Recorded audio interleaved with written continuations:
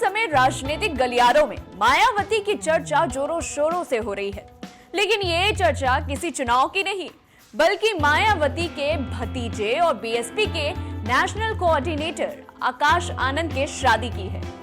दरअसल आकाश आनंद की शादी 26 मार्च को होने वाली है।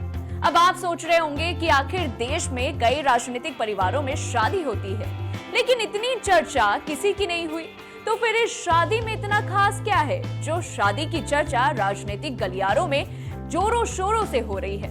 तो आपको डिटेल में इसकी वजह बताएं, उससे पहले तो आपको शादी का जो कार्ड छपा है वो अब सामने आ गया है। पहले उसके बारे में आपको बता देते हैं। शादी का जो कार्ड सामने आया है वो बेहद ही खास है।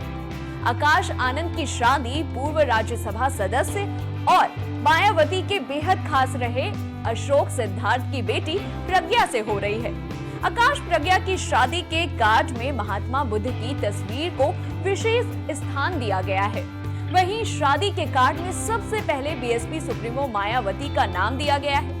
इसके साथ ही आकाश के परिवार और फिर प्रज्ञा के परिवार का नाम भी लिखा है।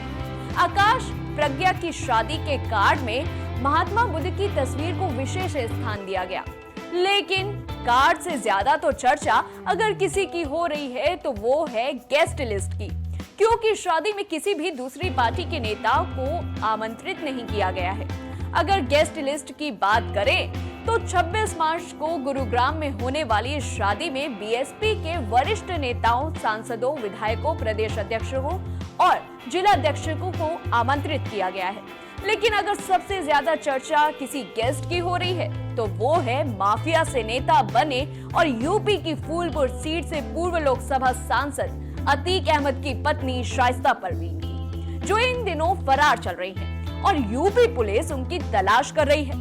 वैसे सभी की निगाहें जो हैं इस वक्त लगी हुई हैं कि क्या मायावती पीएम मोदी, गृह मंत्री अमित शाह, सपा सुप्रीमो अखिलेश यादव और राहुल गांधी को इस शादी में आमंत्रित करती हैं या नहीं, क्योंकि देखा जाए शाइस्ता परवीन जो है इस वक्त फरार चल रही है और उनको आमंत्रित कर दिया गया है।